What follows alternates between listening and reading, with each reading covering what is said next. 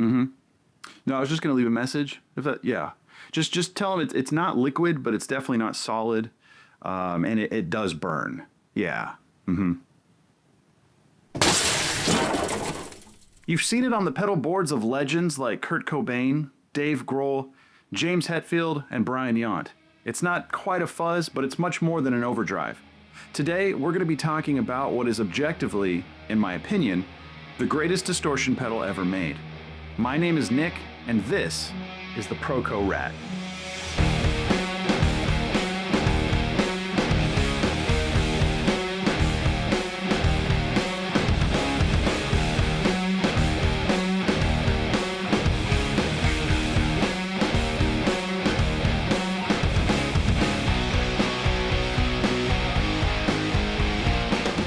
The Rat is the result of a happy accident made by sound engineer Scott Burnham in the mid-70s in Kalamazoo, Michigan. He apparently swapped one resistor for another while doing some kind of weird nerdy science stuff, and the Rat was born. And he called it the Rat because the basement workshop he was in was infested with rats. Now I know what you're thinking.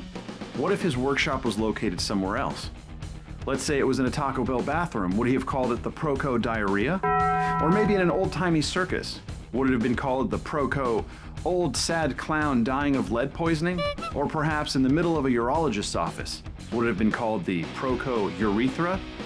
Probably. Since its beginning, the Rat has gone through a few updates. In 1978, we got what is referred to as the Bud Box Rat. These are hand-wired, hand-painted, and super rare. The following year, what we call the Big Box Rat was released. This is when the famous filter knob first appeared, and the overall product design started to become what we're familiar with today. In 1984, the pedalboard-friendly Small Box Rat was released. This is the version that was most heavily used throughout the 80s and 90s for grunge, metal, punk, alternative, stuff like that, and really contributed to the legend and mass appeal of the Rat. In 1988, what's called the Rat 2 was released. Amongst other features, it introduced a status light and a glow-in-the-dark logo. A few years later, Proco discontinued the use of the LM308 chip, switching to the OP07 when the LM308 went out of production. Now, a lot of people swear up and down that you can tell the difference, but I don't think so! To be fair, this is the chip that gave the original Proco Rat its signature sound. It sounds great pretty much however you dial it in. With the gain nearly off or up to about 10 o'clock, you can have a pretty clean sound with just a little bit of grit and a lot more character. If you have it set between, say, 11 and 1, that's going to be more traditional distortion territory, but it's still going to be very punchy and very articulate.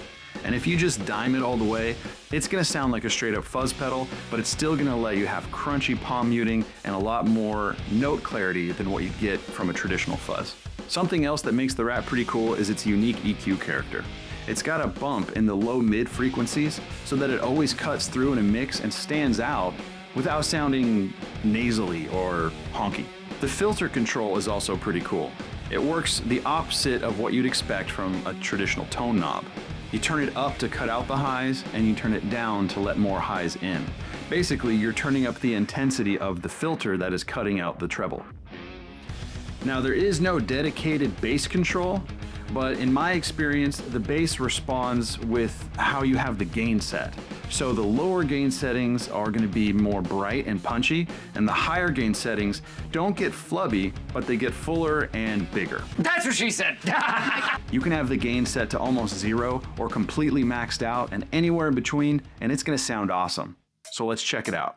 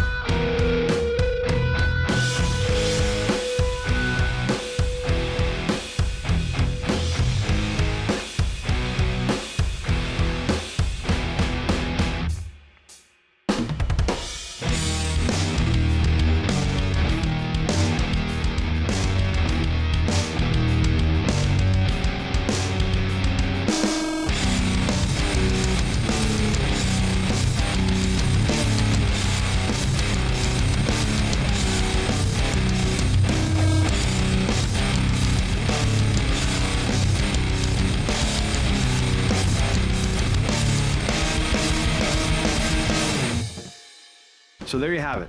That is the Proco Rat. Of all the distortion pedals I've ever played, it's hands down my favorite. Anytime I've ever taken it off my pedal board, I always end up putting it back on. And did you know, it's been scientifically proven that the only people who don't straight up love the Proco Rat are psychopaths. Jeffrey Dahmer, O.J. Simpson, Osama bin Laden, the Unabomber. The list goes on, and you can guess what they all have in common. But we don't need to worry about that, because I love the Rat, you love the Rat, your mom loves the Rat, because we're good, normal, decent people.